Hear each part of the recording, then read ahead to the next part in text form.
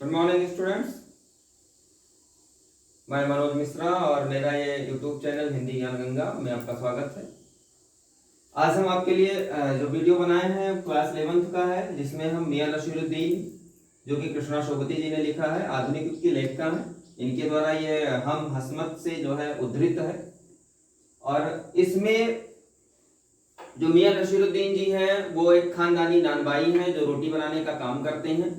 और नसीरुद्दीन जी का व्यवहार, उनकी रुचि तथा उनका व्यक्तित्व, उनके अंदर जो कला है रोटी बनाने की, जिस मसीही अंदाज में उन्होंने अपनी उस कला का लेखिका से बखान किया,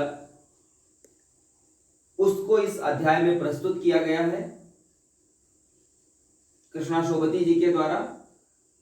हजारों तरीके के मसीहा होते हैं, हर क्षेत्र में मसीहा होते हैं, लेकिन लेखिका ने कहा कि अगर हम इस क्षेत्र से, इस मोहल्ले से न गुजरते, जामा मस्जिद के पास से न गुजरते, तो हमें पता ही नहीं चलता कि नानबाइयों के कोई मसीहा हैं। और नानबाइयों के जो मसीहा हैं वो मियां नसीरुद्दीन जी हैं। यह कला जो इनके अंदर है कि रोटी बनाने की, अनेक प्रकार की रोटी बनाने की, यह कला इनको विरासत के रूप में इनके पूर्वजों से प्राप्त हुई। आपके पूर्वज भी पहले रोटी बनाने की कला में जो है मशहूर थे, मशहूर नानबाई जिसे कहा जाता है, वो मशहूर नानबाई थे। इनके परदादा भी, दादा भी, परदादा भी दोनों लोग थे, और उन्हीं के द्वारा इन्हें यह इल्म, यह ज्ञान प्राप्त हुआ, और इस ज्ञान से यह नानबाइयों के मसीहा कहलाए। तो आइए अध्याय पढ़ते हैं। वैसे सारांश बहुत अच्छा, मतलब बहुत ही, मतलब जिसे कहते हैं कि बहुत महत्वपूर्ण तरीके से नहीं बताया जा सकता। मैंने सोचा है कि मैं इस पाठ को, अध्याय को 2 भागों में डिवाइड करके और पढ़ूंगा आराम से। जहां भी कठिन शब्द आएंगे उसका काठिन्य निवारण व्हाइट बोर्ड पर करेंगे, और इस तरीके से इस पाठ को 2 भाग में समाप्त करेंगे। तो आइए पढ़ते हैं कि शोभती जी से जो मुलाकात हुई, कृष्णा शोभती जी से मियां नसीरुद्दीन की क्या वार्ता हुई, किस प्रकार की वार्ताएं हुई, इस पर हम चर्चा करते हैं। अध्याय को पढ़ते हैं। यहाँ कृष्णा शोभती जी ने कहा कि साहबों, उस दिन अपन, यानी स्वयं को कहा कि अगर हम मटिया महल की तरफ से न गुजर जाते तो राजनीति, साहित्य और कला के हजारों हजार मसीहों के धूम धड़ाके में नानबाइयों के मसीहा मियां नसीरुद्दीन को कैसे पहचानते और कैसे लुत्फ उठाते उनके मसीही अंदाज का। मसीही अंदाज की एक रुतबा, एक प्रकार का एक शान, एक शौकत। जब किसी व्यक्ति को कोई एक विशेष कला का ज्ञान होता है, उस विशेष कला में वो महारत हासिल कर चुका होता है, उस विशेष कला का उसे पूर्ण ज्ञान होता है, तो उस कला के प्रति जो है उसकी शान, उसकी शौकत, उसका अहम, उसका गर्व ऊंचा हो जाता है। हुआ यह कि हम एक दोपहरी जामा मस्जिद के आड़े पड़े मटिया महल के गढ़ैया मोहल्ले की ओर निकल गए। एक निहायत मामूली अंधेरी सी दुकान पर पटापट आटे का ढेर संते देख ठिठके। सोचा सेवइयों की तैयारी होगी, पर पूछने पर मालूम हुआ खानदानी नानबाई मियां नसीरुद्दीन की दुकान पर खड़े। मियां मशहूर है 56 किस्म की रोटियां बनाने के लिए। 56 किस्म की, अर्थात 56 प्रकार की रोटियां बनाने के लिए मियां नसीरुद्दीन साहब मशहूर हैं, यानी उस क्षेत्र विशेष में विख्यात हैं। हमने जो अंदर झांका तो पाया मियां चारपाई पर बैठे बीड़ी का मजा ले रहे हैं। मौसमों की मार से पका चेहरा, मौसमों की मार से पका चेहरा अर्थात उम्र का तगाजा बढ़ चुका है, अवस्था ढल चुकी है, वृद्धावस्था को प्राप्त हो चुके हैं। आंखों में काइयां, काइयां शब्द आया। कौन सा शब्द आया? काइयां का मतलब है चालाकी।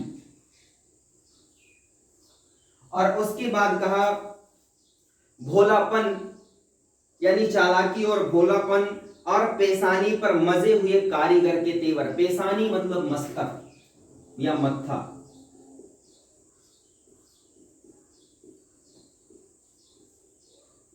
मस्तक पर लिखा मजे हुए कारीगर के तेवर। एक सबसे शुद्ध, यानी सबसे विख्यात, सबसे पूर्ण ज्ञान से परिपूर्ण कारीगर के तेवर अर्थात उसके घमंड उनके चेहरे पर, उनके मस्तक पर दिखाई दे रहा था। हमें ग्राहक समझ मियां ने नजर उठाई और कहा, फरमाइए अर्थात बताइए। झिझक से कहा, आपसे एक सवाल पूछने थे, आपको वक्त हो तो। मियां नसीरुद्दीन ने पंच हजारी अंदाज में सिर हिलाया, अर्थात बड़े ही अपने अंदाज में, अपने गर्व से सिर हिलाया मुस्कुराते हुए, और कहा, निकाल लेंगे वक्त थोड़ा, पर यह तो कहिए आपको पूछना क्या है। फिर घूर कर देखा और जोड़ा कि मियां कहीं अखबार नवीस तो नहीं। अखबार नवीस, अगला शब्द आया अखबार नवीस, जिसका अर्थ होता है पत्रकार।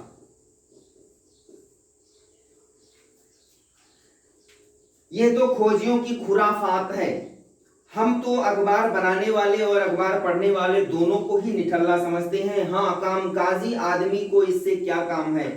खैर, आपने यहां तक आने की तकलीफ उठाई है तो पूछिए क्या पूछना चाहते हो।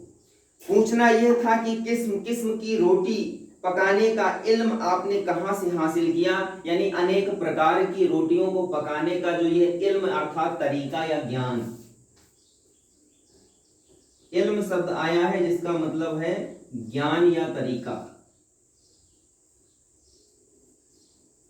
कहा, यह जो आप अनेक प्रकार की रोटियां बना लेते हैं, यह रोटियां बनाने का जो ज्ञान या तरीका आपको मालूम हुआ, यह कहां से सीखा। मियां नसीरुद्दीन के आंखों के कंचे अर्थात उनकी आंखों की पुतलियां हम पर फेर लिए, फिर तरेर कर बोले, थोड़ा क्रोध से बोले, क्या मतलब पूछिए साहब, नानबाई इल्म लेने कहीं और जाएगा। कहा, एक नानबाई, एक रोटी बनाने वाला इल्म लेने अर्थात रोटी बनाने की कला या ज्ञान या तरीका सीखने कहीं और जाएगा क्या, नगीना साज के पास। एक शब्द आया नगीना साज। नगीना साज का मतलब जो छोटे छोटे नगों को हाथों में पहनने वाले चूड़ियां या कंगन या अनेक प्रकार के जो है वस्त्रों पर जो नग जड़ता है, उसे कहते हैं नग जड़ने वाला। कहा, क्या रोटी बनाने वाला या रोटी बनाने की तरीका सीखने वाला क्या नगीना साज के पास जाएगा, यानी नग सजाने वाले के पास जाएगा। क्या आईना साज के पास जाएगा, जो आईने की सज्जा बनाता है उसके पास जाएगा। क्या मीन साज के पास जाएगा, जो मीनाकारी करता है, नक्काशी करता है, बुटीक जिसे कहते हैं। फिर कहा, क्या रफूगर रंगरेज या तेली तमोली से सीखने जाएगा। रफूगर रंगरेज अर्थात रंगरेज मतलब कपड़ा रंगने वाला। रंगरेज शब्द आया जिसका मतलब होता है कपड़ा रंगने वाला। कहा, क्या उसके पास जाएगा। पर फरमा दिया, साहब यह तो हमारा खानदानी पेशा ठहरा, अर्थात यह हमारा खानदानी तरीका है, खानदानी पेशा है। और हाँ, इल्म की बात पूछिए तो जो कुछ भी सीखा, कहा अगर जानकारी या ज्ञान की बात कही जाए तो जो कुछ सीखा अपने वालिद उस्ताद से सीखा, अर्थात अपने पूर्वजों से सीखा। कहा, मतलब यह कि हम घर से ना निकले कि कोई पेशा अख्तियार करेंगे। कहा, कोई और नौकरी ढूंढने या कोई और नौकरी लेंगे, ऐसा हमने कभी इसके लिए कभी घर से नहीं निकले। जो बाप दादा का हुनर था अर्थात पूर्वजों का जो हुनर था, पूर्वजों का जो ज्ञान था, वही उनसे पाया। और वालिद मरहूम के उठ जाने पर, वालिद अर्थात उनके जो वालिद थे, जो उनके पूर्वज थे, उनके दादा थे, उनके मरहूम हो जाने पर, मरहूम शब्द आया है। मरहूम का मतलब होता है मृत्यु को प्राप्त हो जाने पर।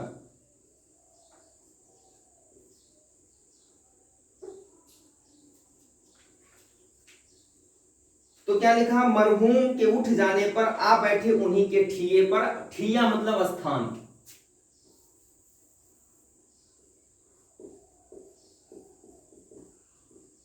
स्थान कहा, उनके स्थान पर आकर बैठ गए। जिस दिन हमारे वालिद नहीं रहे उसी दिन से उनके उस कार्य को, उनके उस कामकाज को हमने संभाल लिया अपने तरीके से।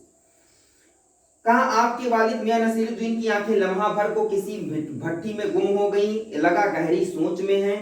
फिर सिर हिलाया, क्या नम आंखों के आगे चेहरा जिंदा हो गया। हाँ, हमारे वालिद साहब मशहूर थे मियाँ बरकत शाही नानबाई गढ़ैया वाले।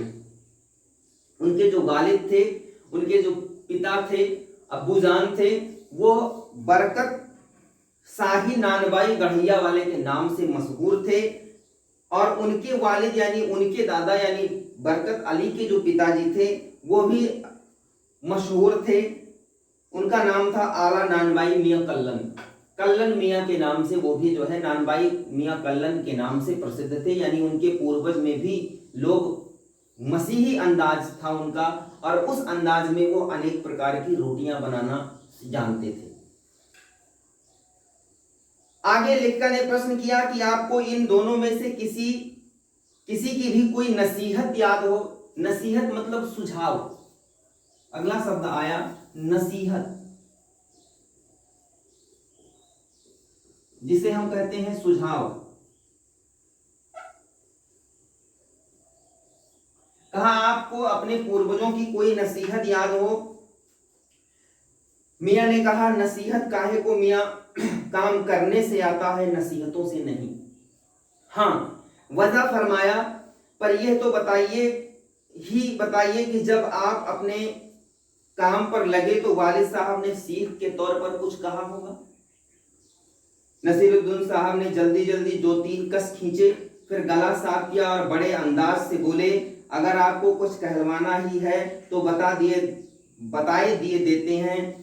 आप जानो, जब बच्चा उस्ताद के यहाँ पढ़ने बैठता है, यानी जब कोई छोटा बच्चा अपने किसी अध्यापक के पास जाता है, पढ़ने बैठता है, तो उस्ताद कहता है कह आलिफ, बच्चा कहता है आलिफ, फिर उस्ताद कहता है कह बे, बच्चा कहता है बे, कह जीम, बच्चा कहता है जीम। इस बीच उस्ताद जोर का एक हाथ सिर पर धरता है और शागिर्द चुपचाप परवान करता है। 2 शब्द आया, एक आया शागिर्द। शागिर्द का मतलब होता है शिष्य, और परवान शब्द का अर्थ है उन्नति पर आगे बढ़ना।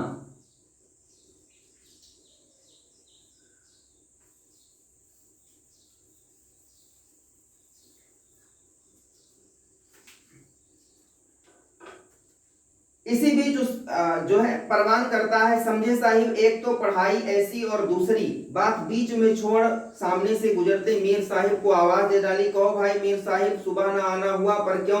मीर साहिब ने सिर हिलाया, मियाँ अभी लौट के आते हैं तो बतावेंगे। आप दूसरी पढ़ाई की बाबत कुछ कह रहे थे ना, ऐसा लेखक ने फिर उनसे सवाल किया।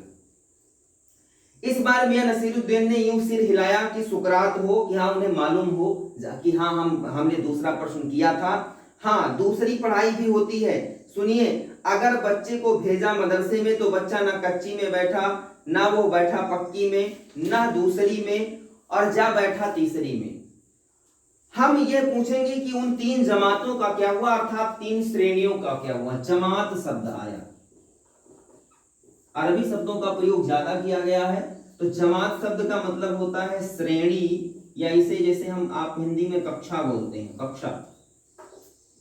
कहा उन 3 जमातों का क्या हुआ उन 3 क्लासों का, कक्षाओं का।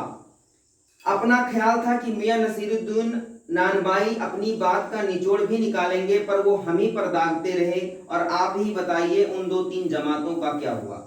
यह बात तो मेरी समझ के बाहर है, ऐसा लेखक ने कहा। इस बार शाही नानबाई मियां कल्लन के पोते अपने बचे खुचे दांतों से खिलखिलाकर हंस दिए। मतलब मेरा क्या साफ न था? लो साहिबों, अभी साफ हुआ जाता है, जरा सी दर को मान लीजिए। उनके कहने का तात्पर्य था कि रोटी बनाने की एक कला तो कला है, ज्ञान तो है, जिसे हम अपने पूर्वजों से सीखे, लेकिन अगर रोटी बनाने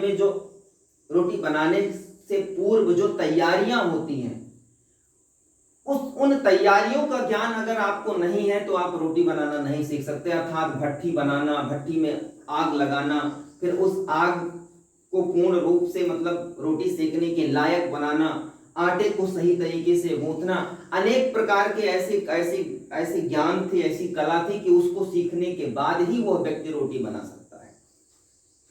तो यहाँ इन्होंने लिखा कि हम बर्तन धोना ना सीखते, हम भट्ठी बनाना ना सीखते, भट्ठी को आंच देना ना सीखते, तो क्या हम सीधे सीधे नानबाई का हुनर सीख जाते? ऐसा नहीं होता। सारी तह बाई तह अर्थात श्रेणी बाई श्रेणी, यानी एक श्रेणी से दूसरी श्रेणी तक हर इल्म को, हर ज्ञान को, हर हुनर को, हर तरीके को सीखना पड़ता है, और तब जाकर वो व्यक्ति हुनरमंद होता है। उसे उस कार्य विशेष में महारत हासिल होता है और उस कार्य विशेष का वो विशेषज्ञ हो जाता है, पूर्ण ज्ञानी हो जाता है।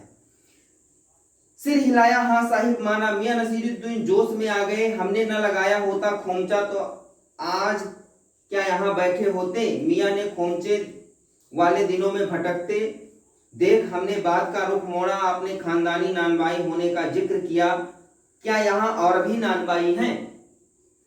आप तो खानदानी नानबाई हैं, लेखिका ने कहा, लेकिन क्या यहाँ पर और ऐसे नानबाई हैं जो खानदानी हैं, जो यहाँ रोटियां बनाने का कार्य करते हैं? इस पर मियां ने घूरा, बहुतेरे पर खानदानी नहीं। सुनिए, दिमाग में चक्कर काट गई एक बात। हमारे बुजुर्गों से बादशाह सलामत ने यूं कहा कि मियां नानबाई कोई नई चीज खिला सकते हो?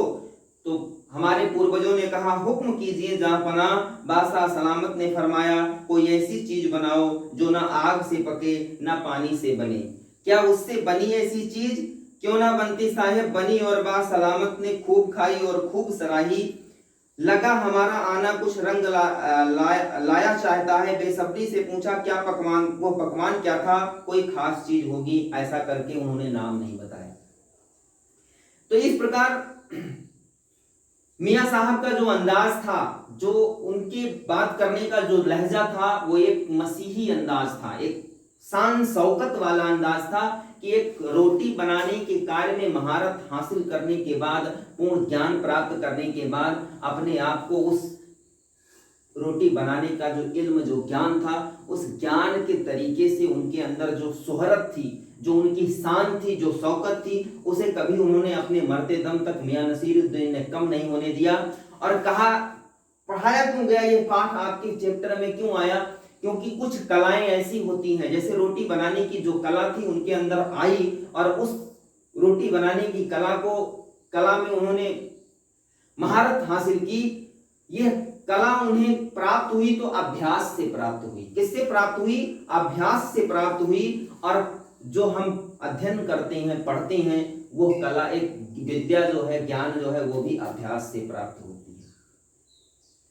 और कहा भी गया है कि करत करत अभ्यास ते जड़ मत होति सुजान, रसरे आवत जात ते असिल पर परत निशान। तो इस प्रकार से अभ्यास एक कला है। अभ्यास के बल पर ही मियां नसीरुद्दीन को नानबाइयों का मसीहा कहा गया। अगर उसी इल्म के पर चलकर हम अपनी विद्या ग्रहण करें, ज्ञान ग्रहण करें, तो हमें भी उसमें जो है विशेष महारत हासिल हो सकती है। यह भाग 1 यहीं तक। नेक्स्ट भाग में हम और पूरा अध्याय समाप्त करेंगे, और उससे भी जो प्रश्न बनेगा आप पूछ सकते हैं। थैंक यू, धन्यवाद।